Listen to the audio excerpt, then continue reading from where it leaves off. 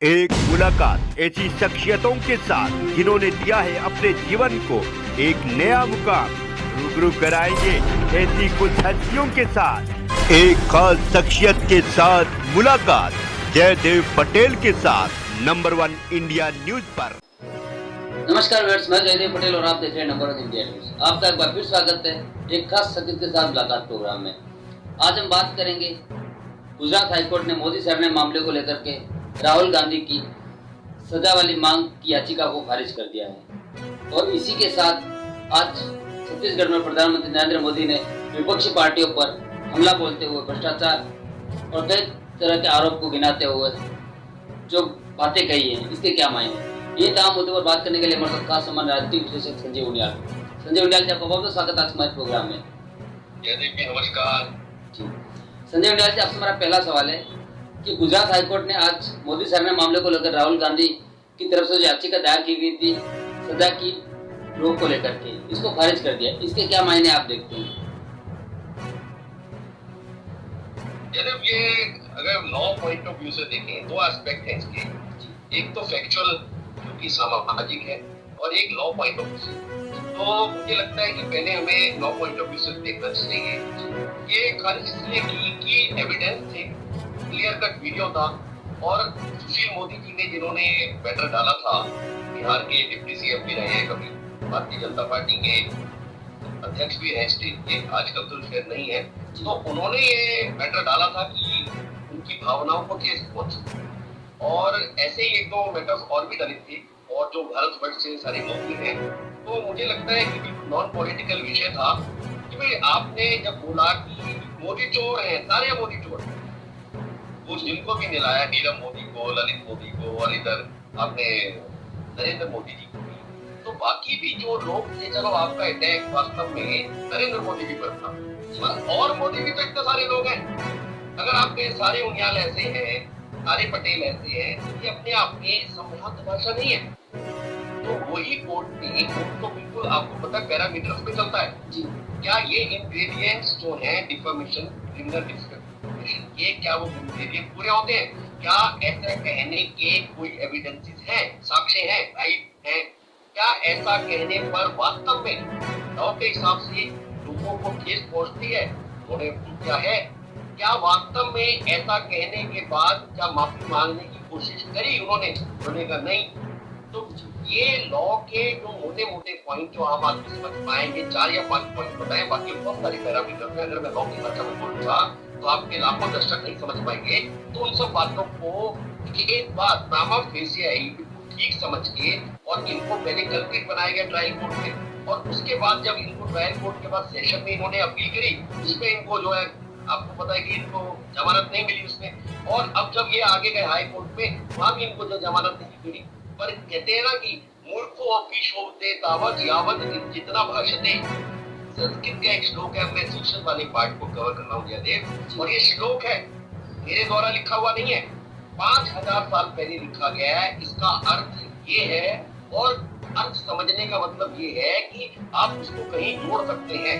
मूर्खों अपनी शोभते तावत, मूर्ख व्यक्ति जब तक बहुत स्मार्ट लगता है, अच्छा लगता है, समझदार लगता है, इंटेलिजेंट लगता है, यावत जितना भाषते, जब तक कि वो बोलता नहीं है। जैसे ही वो बोलना शुरू करता है, मूर्खता झलकने लगती है, अरे तो मूर्ख है। तो मैं आपको सिर्फ बताना चाहता हूँ कि राहुल गांधी जी ने प्रूव कर दिया कि उन्होंने ही मोदी के लिए ऐसे शब्द कहे, और दर्जनों और केसेस में, और ये व्यक्ति तो लॉ जाने के हैबिचुअल ऑफेंडर हो चुके हैं। अभी भी आपको नेशनल हेराल्ड केस में जमानत पर है पूरा परिवार। तो इनको तो लगातार कोर्टों में जाने की आदत पड़ गई है, और इनके एडवाइजर भी ऐसे हैं कि डिफेमेशन केस में एक थोड़ा सा एक प्रेरोगेटिव होता है कि आप माफी मांग लें। अगर मेरा कोई क्लाइंट होगा, मैं उनको यही बताऊंगा कि चलिए आपने कह दिया इस प्रॉब्लम में, इसको प्रेस्टीज मत बनाइए, ईगो मत बनाइए, अहम मत बनाइए, इसको आत्मसम्मान का जो है बिल्कुल विषय मत बनाइए। आप इसमें माफी मांग के आगे बढ़िए, परंतु आप नहीं क्यों? संजय उनियाल जी, लेकिन अब कांग्रेस पार्टी का कहना है कि वो हाईकोर्ट के इस फैसले को कहीं न कहीं चुनौती के रूप में स्वीकार करते हुए सुप्रीम कोर्ट में एक और अपील करेंगे। इसको आप कैसे देखते हैं? देखो, ये तो लॉ का एक प्रोविजन है हाई कोर्ट के जजमेंट के बाद आप सबसे पहले सिविल जज के पास गए, फिर एडीजे के पास गए, डिस्ट्रिक्ट जज के पास गए, फिर आप हाई कोर्ट गए। हाई कोर्ट का सुप्रीम कोर्ट जाने का अधिकार है हर एक व्यक्ति का, वो जा सकते हैं। पर मुझे लगता है बीइंग ए लॉयर कि आपको सब चीजों से बच के आपके पास बैटरी ऑफ लॉयर्स हैं, उनके साथ सलाह करनी चाहिए। क्या हमें सुप्रीम कोर्ट जाना चाहिए या नहीं जाना चाहिए? और सुप्रीम कोर्ट मुझे लगता है कि इन सारे परिप्रेक्ष्य में सारी चीजों को, इन वेरिएंट्स को देखते हुए जितने साक्ष्य सारे इनके अगेंस्ट जा रहे हैं, सुप्रीम कोर्ट नहीं जाना चाहिए और इनको यहीं पर पब्लिकली माफी मांग लेनी चाहिए। उसमें क्या घिसने वाला है? जरूरत तो नहीं। ये तो कहते हैं कि हम तो जो है जड़त है तो वहीं चले जाएंगे। संजीव निराल जी, आप ही की बात को थोड़ा और मैं आगे ले जाता हूँ। राहुल गांधी के विपक्ष के जो वकील है उनका भी यही कहना है कि राहुल गांधी अभी भी अपने जो वर्डिंग जो दिए हैं उस पर कहीं न कहीं कायम है और वो उसको लेकर के माफी नहीं मांगना चाहते हैं। अगर वो माफी मांग लेते तो शायद ये बात इतनी आगे नहीं बढ़ती। ठीक कह रहे हैं आप। केजरीवाल जी ने भी तो माफी मांगी है कितनी बार। केजरीवाल जी ने अरुण जेटली जी से, और मेरे को अच्छे से ध्यान है कि 3 बार केजरीवाल जी माफी मांग चुके हैं न्यूटन लिस्ट। और राहुल गांधी जी क्योंकि अपने आप को समझ नहीं रखते हैं मुझे लगता है, और लीगल समझ सबको बुद्धि भी नहीं है, तो और जो मैंने श्लोक बोला तो कृपा करके उनको इससे कोरिलेट ना किया जाए। तो ये लगता है कि कुछ वकीलों के संपर्क में आने के बाद अगर आप बैठेंगे तो कोई भी वकील इनको यही सलाह देगा कि इसको यहीं पर खत्म कर दें। अब तो एक स्कूल ऑफ थॉट इनको लगता है कि नहीं चाहता कि वो इसको पर समाप्त करें और ये आगे बढ़े और ये आगे जाके मुंह की खाएं। ऐसे कुछ एडवाइजर इनके पास है। संजीव निराल जी, आज प्रधानमंत्री नरेंद्र मोदी छत्तीसगढ़ के दौरे पर थे और उन्होंने वहां पर जमकर कांग्रेस पर हमला बोलते हुए कहा कि छत्तीसगढ़ कांग्रेस का एटीएम मशीन है, लेकिन बीजेपी असली गारंटी है। इसके क्या मायने?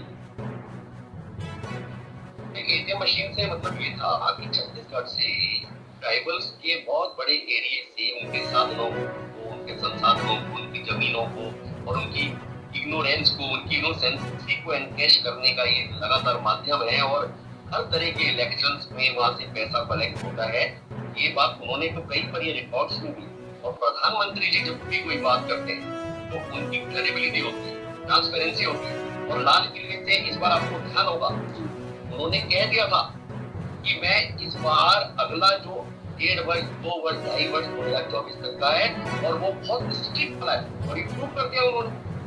खास आप देखिए जीरो टॉलरेंस है करप्शन को लेकर, और करप्शन को जीरो टॉलरेंस का ये आज उदाहरण है कि जो लोग 36 का आंकड़ा रखते थे, नेवले और सांप जैसा बैर रखते थे, तो आज कॉमन प्लेटफॉर्म पर आने को तैयार हो गए हैं। जो केजरीवाल जी सब पार्टियों को गाली दिया करते थे, पवार को गाली दिया करते थे, नीतीश को गालियां दिया करते थे, भारतीय जनता पार्टी को गाली, कांग्रेस के एक व्यक्ति को गाली दिया करते थे, राहुल परिवार को, गांधी परिवार को, सारे एक प्लेटफॉर्म पर बैठे नजर आए। परंतु हुआ क्या, बाद में उनका झगड़ा हो गया।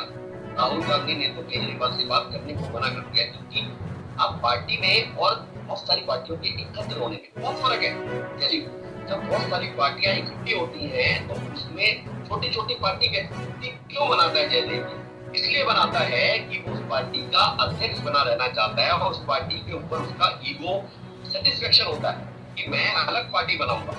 जब मैं आ जाता है तो वो किसी भी पार्टी के साथ कॉम्प्रोमाइज नहीं करता। परंतु जब पार्टी में कोई एक ही लोग होते हैं, पार्टी जैसे भारतीय जनता पार्टी है, जब उसमें जो लोग हैं वो अपने ईगो को डिसॉल्व करके, अपने अपने मैं को डिसॉल्व करके हम बनते हैं, और हम बनने के बाद वो पार्टी का निर्माण होता है। तो हमको बहुत सारी पार्टियों के गुच्छे से, बहुत सारी पार्टियों के समूह से आज जनता बहुत समझदार है, वो वोट देकर अपना वोट बेकार नहीं करना चाहती, क्योंकि उसको पता है यहाँ तो 38, 22, 25 प्राइम मिनिस्टर जो है वो अपेक्षाएं रखने वाले हैं। तो वो अपने वोट को बेकार ना करके एक सशक्त दमदार पार्टी को वोट देना चाहते हैं। जी संजीव निराल जी, आपसे मेरा क्लोजिंग क्वेश्चन है कि आज छत्तीसगढ़ में प्रधानमंत्री नरेंद्र मोदी ने एक बात और भी कही कि भ्रष्टाचार के मुद्दे को लेकर के तमाम जो भ्रष्टाचारी जो लोग हैं, विपक्षी पार्टियां हैं, वो सब एक होने का काम कर रही है। इसको आप कैसे देखते हो और इसका क्या कुछ असर 2024 के चुनाव पर दिखेगा आपको?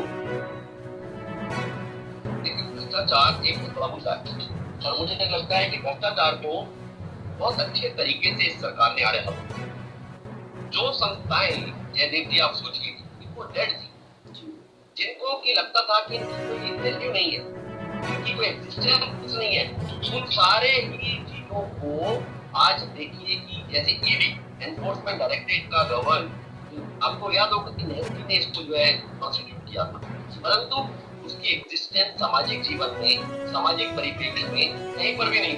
ईडी को लोग समझते थे बहुत कमजोर सी ऑर्गेनाइजेशन, परंतु आज एनफोर्समेंट डायरेक्टरेट को, ईडी को आप देखिए जो करप्ट लोग हैं वो तो जानते ही जानते हैं, परंतु आम समाज, आप चलिए रिक्शा वाले से बात करिए, वो भी जानते हैं कि ईडी क्या है। ईडी ने कितने जबरदस्त तरीके से गवर्नमेंट ट्रेजरी को, मेरे ख्याल से 11 लाख करोड़ की गवर्नमेंट ट्रेजरी में दोबारा ईडी के बाद पैसा आया है, और कम से कम 500 से ज्यादा केस रजिस्टर हैं और पेंडेंसी है उनकी केसों की, उनके अगेंस्ट एफआईआर दर्ज है। इसी तरह आप देखिए सीबीआई कितनी स्ट्रॉन्ग होकर निकली है, आईबी कितनी स्ट्रॉन्ग होकर निकली है, एनआईए कितनी स्ट्रॉन्ग होकर निकली है। ये सब चीजें बताती हैं कि जब व्यक्ति स्ट्रॉन्ग होता है, विल पावर रखता है, तो वो कुछ करने के लिए उन सारी संस्थाओं में जो कि नेट बना दी गई थी, उनमें भी संजीवनी बूटी जैसा काम करता है और उनमें भी संचार रोक देता है और एक नए रूप से भारतवर्ष का गठन होता है। करप्ट लोग भागते हैं, एक साथ इकट्ठे होते हैं, सारी पार्टियों के करप्ट लोग एक साथ इकट्ठे हो जाते हैं और कॉन्स्टिट्यूशन की दुहाई देते हैं, क्योंकि कॉन्स्टिट्यूशन का इम्प्लीमेंटेशन तो वो सरकार करती है जो कि इन कॉन्स्टिट्यूशनल बॉडीज को दोबारा ऑक्सीजन देने का काम करती है और करप्ट लोगों को अंदर करने का काम। जी संजीव लाल जी, आपने हमारे लिए समय निकाला, उसके लिए आपको बहुत धन्यवाद। धन्यवाद जयदेव जी, आपके सारे दर्शकों।